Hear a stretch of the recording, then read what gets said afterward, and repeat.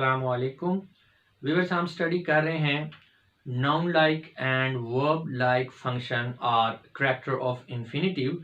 और इस सिलसिले में ये हमारा सेकंड पार्ट है जिसके अंदर हम जानने की कोशिश करेंगे कि जो आपका एक इन्फिनिटिव है उसका जो सब्जेक्ट है उसको हम किस तरह से रिमूव कर सकते हैं सेंटेंस के अंदर।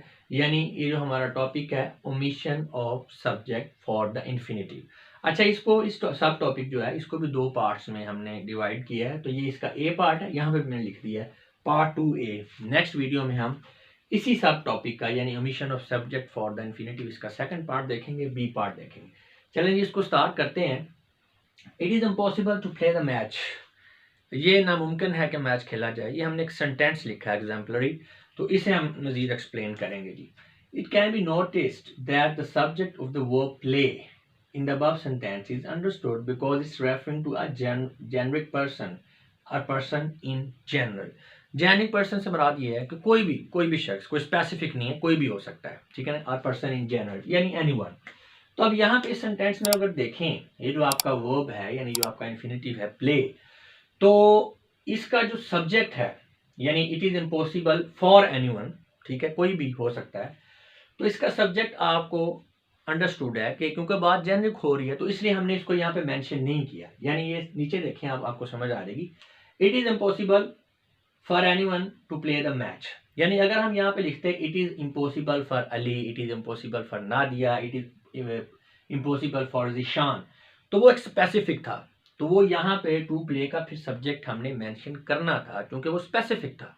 अब यहाँ पे it is impossible to play the match, match खेलना नामुमकिन है। किसके लिए है? ये कुछ स्पेसिफिक नहीं है, जनरली, यानी कोई भी शख्स है तो वो नहीं खेल सकेगा क्योंकि ग्राउंड की या मौसम की जो सिचुएशन ही ऐसी है। तो चूंकि बात जनरली हो रही है, यानी आप कह सकते हैं it is impossible for anyone to play the match. असल में सेंटेंस ये है, लेकिन चूंकि जनरल है, फॉर एनीवन कोई भी है, तो हम एनीवन को उड़ा सकते हैं। इन शॉर्ट के इन्फिनिटिव का ऐसा सब्जेक्ट जो जेनरिक हो यानी जनरल यूज हो रहा हो तो आप उसको रिमूव करेंगे। जैसे it is impossible for anyone to play the match, ये है फॉर एनीवन, आप खत्म कर सकते हैं तो सेंटेंस आपका बन जाएगा it is impossible to play the match. However, remember this rule: when a subject refers to a generic person, it is usually omitted along with the preposition for। हाँ जी, तो ये for भी आपने रिमूव करना है, ये भूलना नहीं है कि ऐसा ना हो कि आप इस तरह से कर लें it is impossible for to play the match. खैर आप ऐसा करेंगे भी नहीं क्योंकि ये तो बड़ा एब्जर्ड लगता है देखने में। तो ये for जो है ये भी हाथ आपका उड़ेगा। Also observe the following quotation. अब एक और कोटेशन देखते हैं। To err is human. अब यहाँ पे देखें, टू एयर ये आपका इन्फिनिटिव है। In this sentence the subject is understood because it's generic. अब यहाँ पे भी जेनर जो है वो सब्जेक्ट है। ह्यूमन में तो सारे इंसान भी आ सकते हैं, उसमें कोई स्पेसिफिक हमने नहीं कहा। यानी कि any human can commit an error. To err is human यानी कोई भी शख्स हो सकता है, तो जेनरिक बात हो रही है। Now try to understand the procedure of formation of this quotation to complete the complete sentence for above quotation is as under। हाँ, तो अब हम इसको, ये जो to err is human है, ये जो हमने सेंटेंस बनाया है, जो कोटेशन बनाई है, ये कैसे बनी है, इसका प्रोसीजर जरा देखेंगे। एक्चुअल में ये पूरा सेंटेंस जो है वो इस तरह से है जिसको हमने चेंज करके वो बनाया। सेंटेंस ये होगा it is human to err, या आप कह सकते हैं it is for anyone to err, यानी गलती कोई भी कर सकता है। इट इज फॉर एनीवन, आप ह्यूमन को भी जरा एक नजर एक लम्हे के लिए खत्म कर दें, छोड़ दें। It is for anyone to err, कोई भी गलती कर सकता है। एक्चुअल में ये बात है। अब एनीवन की जगह हमने ह्यूमन कर लिया तो बात वही है, जेनरिक बात है। Here we may understand from the context that the subject of infinitive to err in this sentence is generic because no specific person is mentioned। और ये आपका to err infinitive है। अब फॉर एनीवन क्या है? ये इसका सब्जेक्ट है। फॉर एनीवन कह लें या ह्यूमन कह लें, जनरल है। So this subject along with the preposition for can be omitted and the above sentence take the form as given as under। तो लिहाजा ये फॉर एनीवन ये आप इसको खत्म कर देंगे, तो लिहाजा ऊपर वाला सेंटेंस बन जाएगा it is human to err. ठीक है, तो यहाँ पे जो है आप देख सकते हैं कि हमने सब्जेक्ट जो है उसको उड़ा दिया। Ultimately it can also be removed from the sentence if the infinitive to err is placed in the start of the sentence। This is because in doing so the sense of the sentence remains intact without the presence of it। जी। तो अगर हम ये जो हमारा infinitive है इसको start में ले आते हैं, यानी टू एर कर लेते हैं, तो टू एर इट इज ह्यूमन नहीं बनेगा, इट आपका खत्म हो जाएगा, टू एर इज ह्यूमन, ये आपकी जो कोटेशन है ये बन जाती है। और ऐसा इसलिए है कि अगर आप इट इज ह्यूमन टू एर कर लें या टू एर इज ह्यूमन कर लें, इनका मीनिंग सेम है, मीनिंग इंटैक्ट रहता है, यानी ये तब्दीली करने से मीनिंग चेंज नहीं होता। तो ये शार्ट भी है, खूबसूरत भी है और कोटेशन भी लग रही है, तो इसलिए फिर हम इसको इस तरह से लिखते हैं। तो ये नीचे है जी, this is how above mentioned quotation is finally constructed. हाँ, ये जो आपका सेंटेंस था उससे हमने कोटेशन कैसे बनाई है, ये सारा प्रोसीजर आपके सामने आ गया। अच्छा, इसी वाले से कुछ और एग्जांपल देखते हैं ताकि और क्लैरिटी आ जाए आप लोगों को।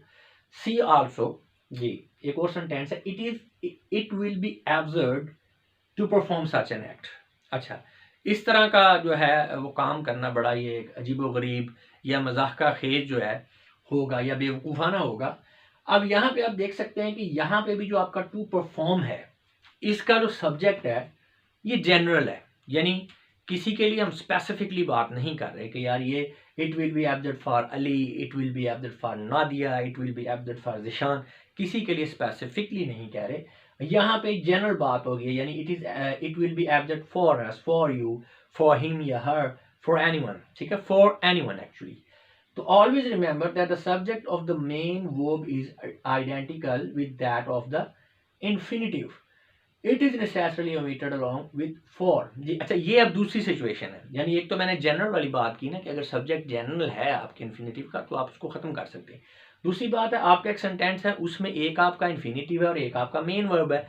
अगर आपका इन्फिनेटिव का सब्जेक्ट और मेन वर्ब का सब्जेक्ट जो है एक्चुअली काम करने वाला वो सेम ही है, तो आप इन्फिनेटिव के साथ सब्जेक्ट जो उसको फिर उड़ा सकते हैं, ओमिट कर सकते हैं विद फॉर, प्रेपोजिशन भी साथ आपने खत्म करें।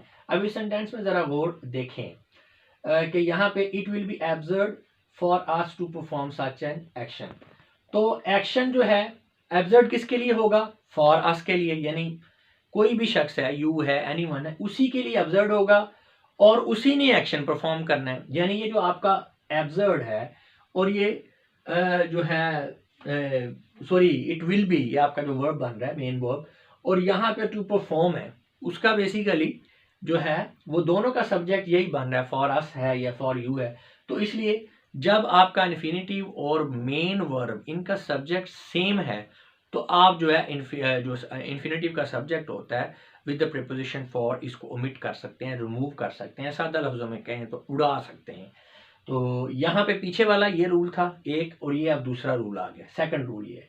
तो as same is the case in the above sentence, it finally takes the form as given as under. To perform such an act will be absurd. हाँ जी, अब बेसिकली यहाँ पे हमें इट की भी जरूरत नहीं है जैसे हमने पीछे किया है, क्योंकि बात तो वही है, ठीक है। तो लिहाजा to perform such an act will be absurd, it भी गया और सब्जेक्ट भी गया। अच्छा, और देखेंगे, अभी थोड़ा सा हो सकता है आपको कंफ्यूजन हो, ये आप एग्जांपल देखेंगे तो बिल्कुल आपको क्लियर हो जाएगा। See another example, he wanted for him to play the match. अब यहाँ पे फॉर हिम है ठीक है। अब यहाँ पे वो जनरल वाली बात नहीं हुई, पहला तो वो था ना कि आपका सब्जेक्ट अगर जनरल है तो बात ही खत्म, उसको खत्म कर दें। यहाँ पे अब जनरल नहीं है, स्पेसिफिक है, किसी एक स्पेसिफिक बंदे की बात हो रही है, he wanted for him to play the match. अच्छा, अब यहाँ पे गौर करने वाली ये बात ये है कि दो आप बेसिकली वर्ब हो गए ना, एक आपका इन्फिनेटिव है, एक आपका ये क्या है, वांट। तो अब इन दोनों के सब्जेक्ट पे जरा गौर करें। वांट का सब्जेक्ट कौन है, ही। टू प्ले का सब्जेक्ट कौन है, कोई दूसरा बंदा तो नहीं, वो भी ही है ना, ही वांटेड फॉर हिम, उसने अपने लिए चाहा, किसी और के लिए नहीं चाहा, इसलिए वांट का सब्जेक्ट भी ही है और आपका ये टू प्ले है इसका सब्जेक्ट भी ये है। तो ये दूसरा रूल के मुताबिक पूरा उतर रहा है कि अगर आपका इन्फिनेटिव और मेन वर्ब का सब्जेक्ट सेम है तो आप जनाब उड़ा सकते हैं इन्फिनेटिव को, सब्जेक्ट को with for. Here the subject of the play is identical with the subject of wanted, so for him is omitted and sentence takes the form as followed. He wanted to play the match. अच्छा, तो ये अब आप दो rule आपने ज़हन में रखने। पहला, अगर आपका जो सब्जेक्ट है इन्फिनेटिव का वो जनरल है उसको आप ख़त्म कर सकते हैं। दूसरी बात ये है कि आपका इन्फिनेटिव और जो मेन वर्ब है एक सेंटेंस के अंदर, उन दोनों का सब्जेक्ट सेम है, तो फिर भी आप जो है इन्फिनेटिव का सब्जेक्ट ख़त्म कर सकते हैं। और उसमें ये चीज़ ध्यान में रखनी है कि जब आप सब्जेक्ट को ख़त्म कर रहे हैं इन्फिनेटिव को, तो उसके साथ जो प्रीपोजिशन फॉर है उसको भी आपने रिमूव करना है। अच्छा जी, उसमें एक चीज़ है, but always remember that if the subject of infinitive is not identical with the subject of main verb, the subject of the infinitive cannot be omitted.